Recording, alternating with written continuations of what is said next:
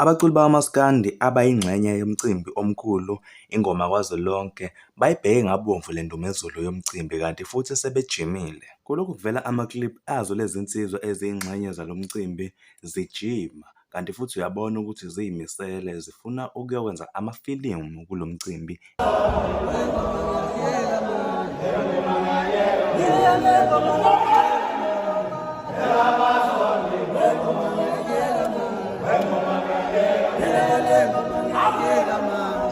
Yeah.